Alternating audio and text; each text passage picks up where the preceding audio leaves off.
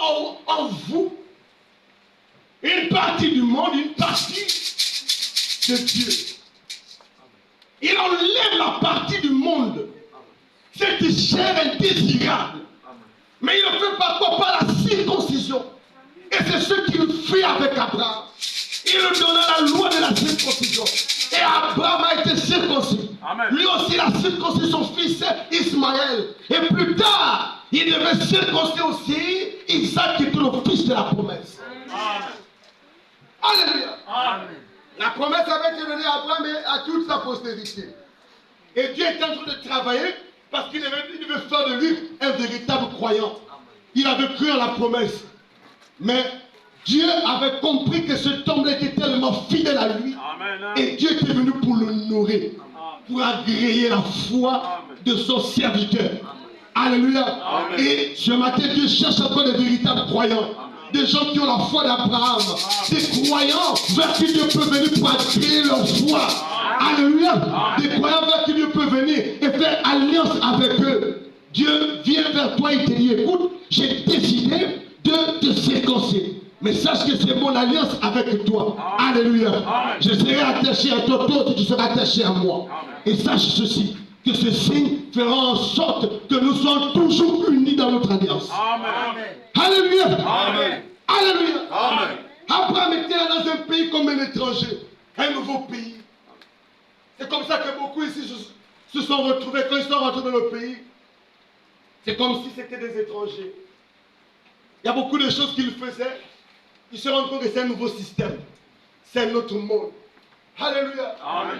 La vie que vous meniez, ce que ton père disait qui était bien là-bas, quand tu viens ici, on te dit non, écoute, ce que tu faisais là-bas, ce n'était pas bien.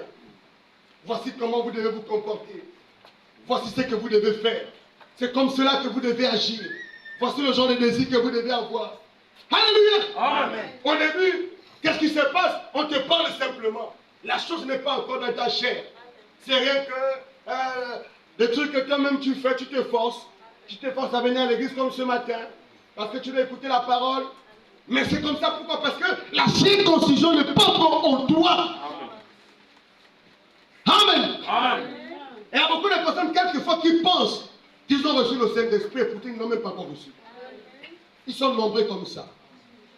Vous savez pourquoi? Et quand vous venez à Christ, Dieu fait beaucoup de choses. Parmi ces choses, il change votre cœur de pierre en cœur de chair.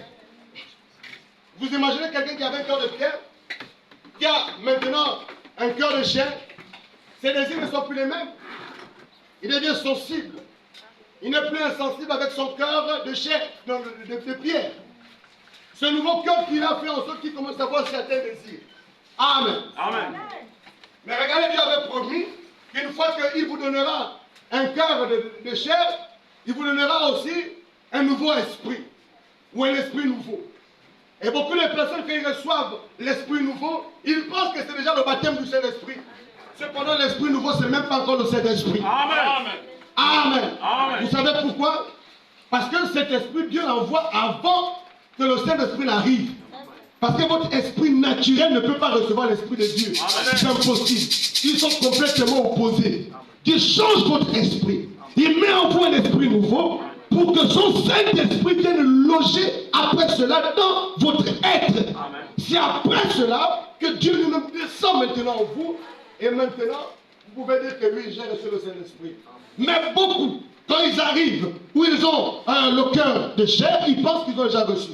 D'autres qui vont encore un peu plus haut, ils ont un esprit nouveau, ils pensent déjà qu'ils ont le baptême du Saint-Esprit. Cependant, ce n'est pas encore la chose véritable. Et vous allez voir beaucoup, ils sont formalistes. Les autres sont légalistes. Ils sont arrivés dans l'église. Vous penserez que vraiment ce sont des saints. Ils disent que les bars, ils ne pratiquent pas. La fornication, ils ne font plus. Quand ils te trouvent en train de forniquer, ils vous condamnent. Ils vous trouvent en train de faire ceci, ils vous condamnent. Alléluia. C'est une étape. Ce n'est pas parce qu'un frère ou une soeur se comporte comme ça que ça veut forcément dire qu'il a le baptême du Saint-Esprit ou qu'il a le baptême du Saint-Esprit. Alléluia. Une personne qui a un esprit nouveau peut se comporter ainsi. Il peut voir le péché partout. Partout. Il voit quelqu'un avec une bière, il dit c'est le diable. Amen. Oui, frère, il voit même quelqu'un regarder la télé. Il dit que c'est le diable. Tout ça pourquoi? Parce qu'il a un esprit nouveau. Ses habitudes ont changé. Amen. Amen. Son cœur est nouveau. Il a un cœur de chair. Quand il manque même l'église, il commence à avoir un peu de regrets. Son cœur commence à le condamner. Alors que quand il allait dans les bars, quand il était païen, il n'avait pas ce désir en lui. Il le faisait librement. En fait, il n'avait aucune condamnation dans son cœur. Il ne savait pas qu'il était coupable. Il ne savait pas qu'il était en route vers l'enfer. Mais quand Dieu vient pour commencer à le changer, amen, amen. Il passe d'abord par ce chrétien tout court, avant d'être rempli du Saint-Esprit. Il passe d'abord par là. Vous voyez, frère Branham dit même qu'avant d'atteindre la foi parfaite, vous passez par la foi potentielle. Amen. Amen. Vous passez d'abord par là. Vous êtes un croyant, un formaliste entre griffes. À un certain moment, vous êtes même légaliste. Quelquefois, quand le pasteur prêche, il y a des véritables choses que vous ne pouvez même pas comprendre. Et quand le pasteur prêche, même une véritable doctrine, vous allez penser que là, le pasteur est en train de mentir. Vous allez sortir de l'église. Vous savez ce qui s'est passé avec Jésus et ses disciples? Amen. Dans Jean 6, verset 66, quand il a commencé à prêcher des doctrines qu'ils n'arrivaient pas à comprendre. Eux, ils ont pensé qu'ils avaient le Saint-Esprit plus que Jésus. Ils sont sortis de l'église parce qu'ils ont cru que Jésus était en train de les égarer. Et pourtant, alléluia, il a enseigné la vérité. Amen. Le message de leur en ce temps. Mais le soi-disant Saint-Esprit qu'ils avaient ne pouvait pas les amener à recevoir cela. Amen. S'ils avaient déjà reçu le Saint-Esprit, je vous le dis dans le nom du Seigneur, ces disciples ne devaient pas partir. Amen.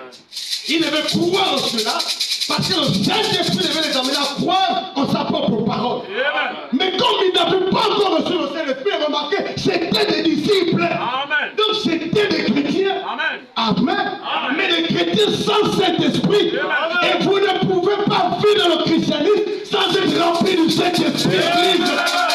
Vous devez recevoir la circoncision en vous. Amen. Vous devez recevoir cela dans votre âme. Amen. Alléluia. Amen. Qui apporte cela dans votre âme. Il doit vous circoncier. Amen. Il doit enlever tout ce qui n'est pas de lui en vous. Amen. Tout ce que Satan a placé dans votre chair, dans votre cœur, Dieu doit l'enlever. Mais cela est possible uniquement par la circoncision du cœur. C'est dans votre cœur que se trouve votre âme. Amen. Amen. C'est là où se trouve votre âme, ou dans votre cœur. Et c'est là où Dieu vient manifester la circoncision, parce qu'il doit te circonciser. Amen. Amen. Il doit manifester en toi quelque chose qui va te permettre de vivre correctement sa parole, de pratiquer correctement sa parole, de vivre le message de ton temps. Amen. Amen. Mais cela n'est réservé uniquement à une certaine postérité. La postérité de qui? La postérité d'Abraham. Alléluia.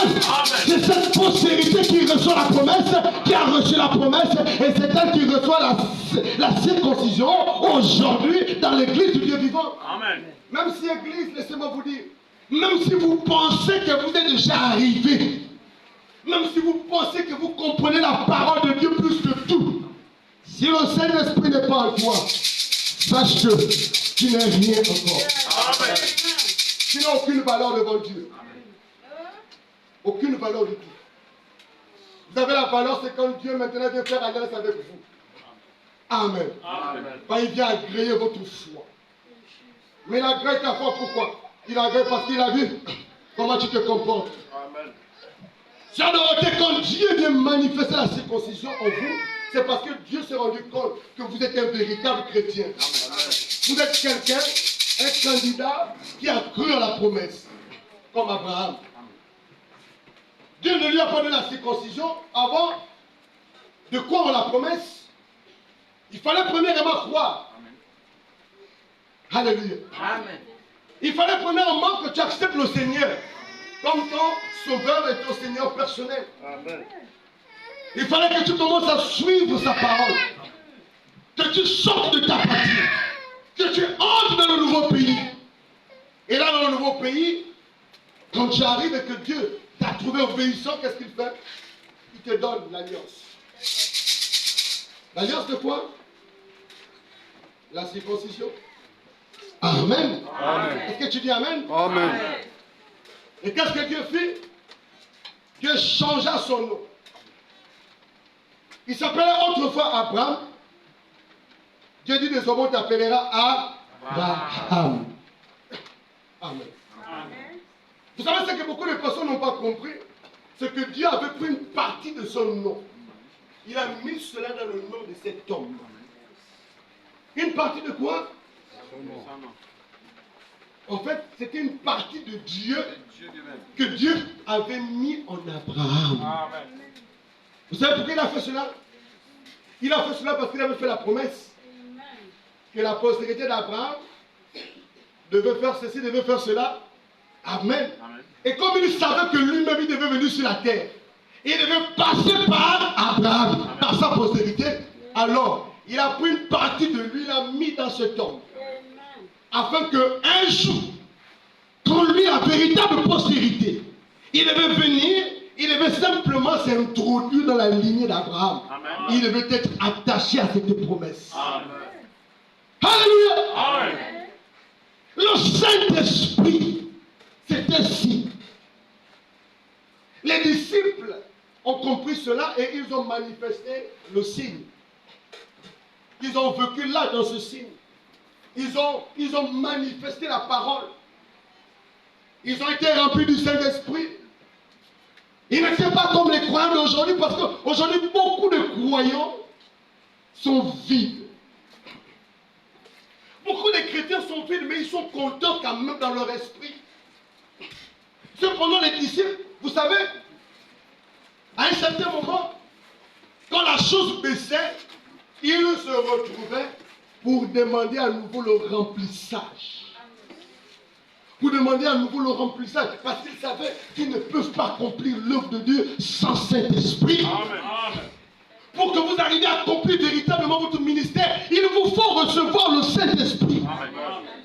Pour arriver à accomplir la volonté parfaite de Dieu dans votre vie, vous devez recevoir le baptême du Saint-Esprit. Pour être un véritable chrétien, il faut recevoir le baptême du Saint-Esprit. Vous devez le recevoir. Vous devez être circoncis. Alléluia. Amen. Est-ce que vous dites Amen? Amen.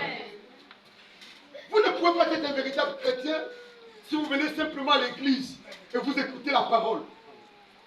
Église là, nous sommes dans une étape où nous réglons l'affaire la plus importante de cette église. Là, nous parlons de l'affaire la plus importante. Ici, on ne parle pas de vos petits démons, des quartiers, ou des familles, ou des maladies. Nous parlons ici de l'alliance entre Dieu et toi. C'est une alliance individuelle. Amen. Si tu refuses cela, il est écrit que tous qui refusent sont retranchés. Ça veut dire, tous qui refusent le Saint-Esprit vont mourir. Amen. Mais seuls ceux qui auront reçu l'alliance vivront. Amen. Mais tous les autres, c'est la mort. Tous les autres, c'est la mort. Vous devez donc recevoir le Saint-Esprit, Église. Vous devez recevoir cela. Alléluia. Amen. Donc Israël en Égypte, le paragraphe 94, Frère Branham dit, il dit cela plus bas, il dit le Saint-Esprit, et le Saint-Esprit est une circoncision. Et que fait la circoncision? Elle enlève le surplus de chair. Toutes les choses du monde. Cela vous circoncis des choses du monde, de l'amour du monde, de l'amour de la chair, de l'orgueil de la vie. Cela vous circoncis simplement de cela. Vous n'y êtes pour rien. Le Saint-Esprit lui-même s'en occupe et vous met en relation d'amour avec Jésus-Christ dans un amour immortel. Amen. Qui fait cela sur le Saint-Esprit lui-même? Vous savez, on vient souvent prêcher la parole, on vous dit vous devez vivre la parole, vous devez vivre la parole. Mais pour que vous arriviez à vivre véritablement la parole, il faudrait que le Saint-Esprit lui-même vienne en vous. Amen. On peut prêcher tous les jours. Te dire qu'elle ne fait pas ceci, ne fait pas cela, ne fait pas ceci. Si le Saint-Esprit ne vient pas dans ton cœur, dans ton âme, tu vas continuer à vivre comme ça. On va te dire que la fornication n'est pas bonne. Ceci, c'est dangereux. Ça là, ça va te nuire. Ça va te tuer. La même chose qu'on va te dire qui va te tuer, c'est même la même chose que la chose même que tu as fait. Pourquoi? Parce que il y a cette partie de la chair, ce surplus encore en toi. Et comme il est encore collé en toi, tu ne peux pas comprendre pourquoi tu ne dois pas avoir l'amour des choses du monde. Tu ne peux pas comprendre. Vous savez, un homme qui a le Saint-Esprit et un homme qui n'a pas le Saint-Esprit, quand ils vivent ensemble, celui qui n'a pas le Saint-Esprit, quelquefois pense que celui qui a le Saint-Esprit, il a tout, il en fait trop. Il en fait trop. Amen. Amen. Et il y a même des croyants qui deviennent très philosophes. Parce que ils n'ont pas reçu le Saint-Esprit. Et ils n'arrivent pas à s'en débarrasser, à se débarrasser de certaines choses du monde. Quand ils voient quelqu'un qui a le Saint-Esprit, qui veut vivre la parole, ils vont dire, mais arrêtez, vous abusez un peu. Arrêtez. Est-ce que Dieu a dit que forcément c'est comme ça? Tout le monde pêche. Quelqu'un qui a le Saint-Esprit ne pêche plus. Amen. Tu penses que tout le monde pêche parce que tu es un pécheur. Mais quelqu'un qui a le baptême du Saint-Esprit ne pêche plus. Il ne commet plus de péché. C'est ainsi le Seigneur. Amen. Alléluia. Amen. Mais vous allez voir certains, pourquoi? Parce qu'ils sont arrêtés en mi-chemin. Ils essaient de décourager les autres qui sont arrivés. Ils essayent de le persuader qu'ils ont tort. Vous savez, vous ne pouvez pas persuader à quelqu'un qui a le Saint-Esprit qu'il a tort. Aussi longtemps qu'il se tient sur la parole de Dieu. Je vous l'avais dit, vous ne pouvez pas les persuader qu'ils ont tort. Vous allez tenter de tout faire, tout faire. Vous allez remarquer qu'ils resteront toujours là assis. Quelquefois, on les traite des fanatiques. On dit que ce sont des fanatiques. Ce sont des fous, des saints exaltés. Alléluia. Amen. Mais l'église, même quand vous allez leur traiter de tous les noms, dire qu'ils sont ceci, ils sont cela, frère, le Saint-Esprit qui en eux les amènera toujours à vivre la parole de Dieu. Amen. Ça ne dépend pas d'eux-mêmes, ça ne dépend que de ceux qu'ils ont déjà reçus. Vous avez vu une femme qui est enceinte, qui est fécondée, elle sait qu'elle a une grossesse dans son ventre, elle sait qu'elle ne va plus se menstruer. Et puis tu vas lui dire non, tu n'es pas encore enceinte. Elle va refuser. Elle a toutes les preuves qu'elle n'est plus enceinte. Et toi, qu'elle est enceinte, toi, tu vas dire qu'elle n'est pas enceinte. Alléluia. Amen. Oui, même ses désirs, comment ses désirs changent. Ça ne dépend même plus d'elle, même ça dépend maintenant de l'enfant qui a elle. Elle ne veut pas manger les œufs. Elle va fatiguer son mari. Non, achète-moi les œufs, achète-moi 4 palettes d'œufs. Elle goûte un peu, elle arrête, elle dit achète-moi maintenant les bonbons, il achète les bonbons, non, c'est plus ça, je vais maintenant manger le dindon, il achète plus le dindon. Qu'est-ce qui se passe, hein? Une autre vie qui en elle, qui l'amène à vivre comme elle ne veut même pas. Ça ne dépend même pas d'elle-même. Quelqu'un qui a le Saint-Esprit aussi, c'est comme ça. Quelquefois même, la chair veut qu'il fasse quelque chose, mais une autre loi, lui, qui le contrôle, qui lui dit voici ce que tu dois vivre. Quand il veut faire l'inverse, il est tourmenté. Mais il est tourmenté pourquoi? Parce que c'est une colombe. Vous ne pouvez pas demander à la colombe de vivre comme un corbeau. C'est pas possible. Alléluia. Il y a la vie, la colombe en lui, mais vous lui demandez de vivre comme un corbeau. Mais c'est pas possible. Lui-même, il n'arrive pas à comprendre. Ah, non, mais moi de vivre comme ça, alors que c'est que moi-même j'ai ressenti, c'est différent. Alléluia. Vous lui donnez la parole. Quand vous recevez la circoncision, ça vous change complètement. Vos habitudes, vos désirs, tout ont changé. L'amour du monde, les désirs du monde sont morts avec Christ. Alléluia. Amen. Pourquoi? Parce que vous avez le Saint-Esprit. Et Paul aussi, c'était un exemple de cela. Regardez ce qu'il dit. Rempli du Saint-Esprit, il dit, ce n'est plus moi qui vis, mais c'est Christ qui vit au-dedans de moi. Amen. Comment ça, Paul? Ce n'est plus toi qui vis comme moi, pourtant c'est toi qu'on voit. Il dit, mais je vous dis la vérité. Ce que vous ne savez pas, c'est que moi, je n'aimais pas les chrétiens. Mais Jésus-Christ a fait en sorte que j'aime les chrétiens. Amen. Je n'aime pas le Christ que les pierres nous ont présenté. Mais aujourd'hui, c'est maintenant moi qui prêche Christ. Amen. Ça ne dépend même pas de moi. Amen. Alléluia. Amen. Mais qu'est-ce qui faisait cela? C'est la vie qu'il avait reçue. Il avait été circoncis. Sa vie avait complètement changé. Amen. Son être avait changé. Amen. Et quand ce Saint-Esprit vient en toi, ma soeur, il fait de toi une nouvelle créature. Amen. Amen. Il te change complètement. Il te donne le désir du ciel.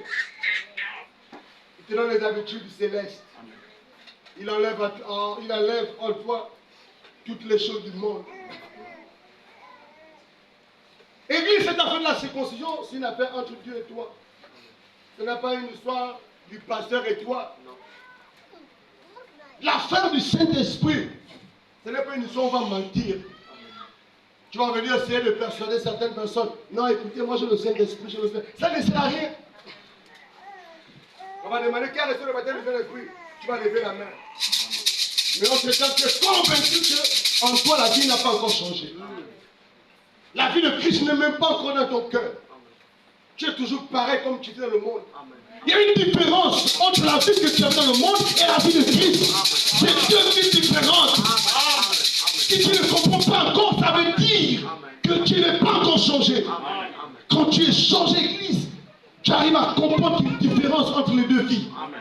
Tu ne peux pas les comprendre. Comment Paul pouvait-il dire que c'est le plus moi qui vis? Amen. Parce qu'il savait que l'ancienne nature était morte déjà. Et que la véritable nature, la nature de l'agneau était en lui. Amen. Et ses désirs, toute sa vie, quand il marchait, il disait Saint, Saint est le Seigneur. Amen. Saint, Saint est le Seigneur. Alléluia. Qu'est-ce qui faisait cela? C'est le signe.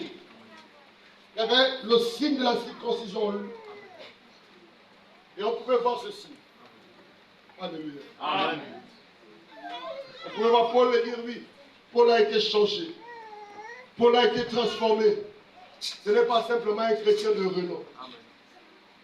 Un chrétien qui vient à l'église. Mais c'est quelqu'un qui est passé par l'expérience véritable. Amen. Qu'est-ce que le Saint-Esprit? C'est un signe. Amen. Quel signe? C'est le signe de la circoncision. Alléluia. Amen. C'est le signe de ton alliance avec Dieu. L'alliance avec Dieu. Dieu et toi, vous avez fait une alliance. Amen. Amen. Parce que Dieu avait besoin de toi et toi aussi tu avais besoin de lui. Il a créé ta foi. Il s'est rendu compte que tu es un croyant spécial. Tu crois à toute la parole de Dieu. Et tu crois en la promesse.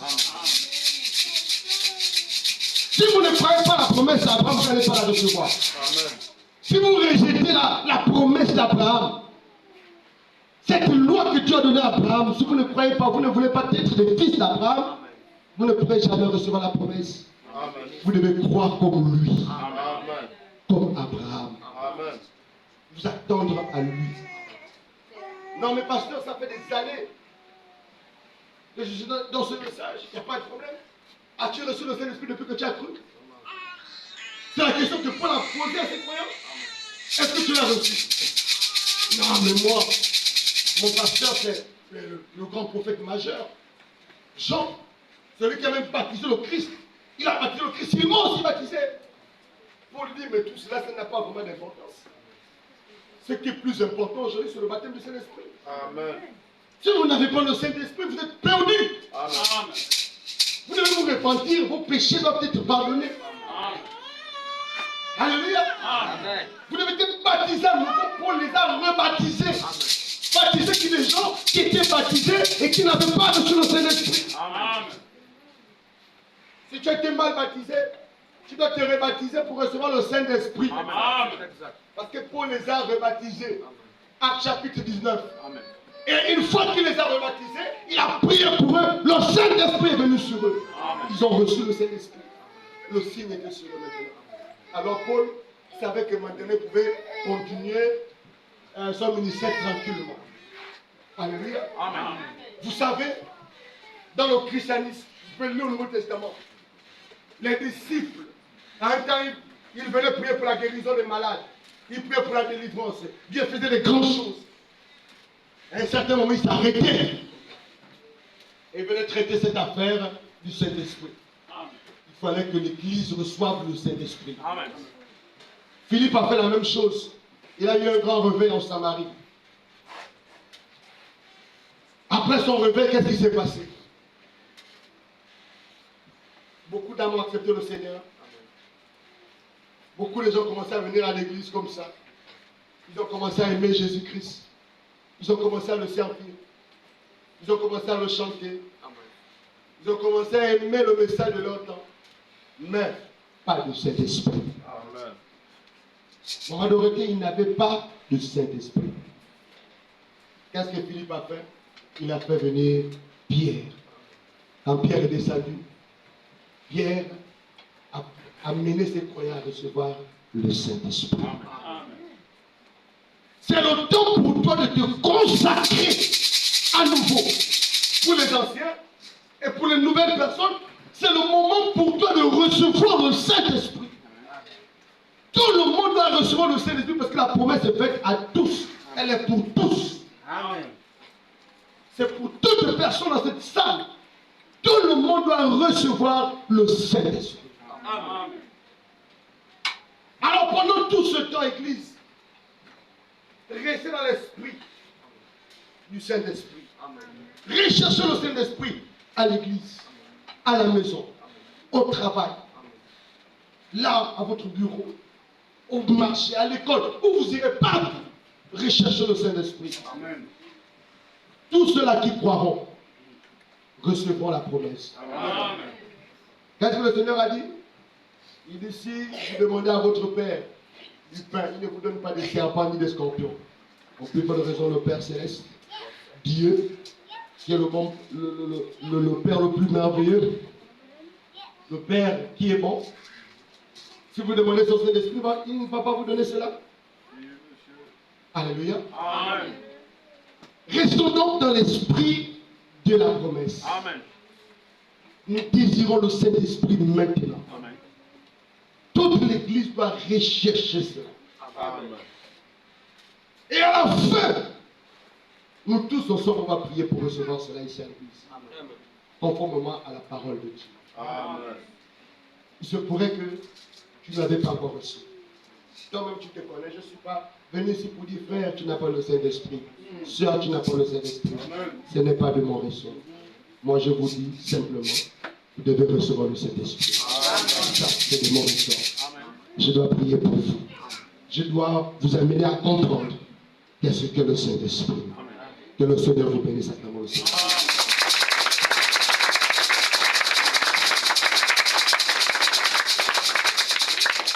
Alléluia. Est-ce que tu peux te tenir debout? Si Julien peut nous jouer le Saint-Esprit.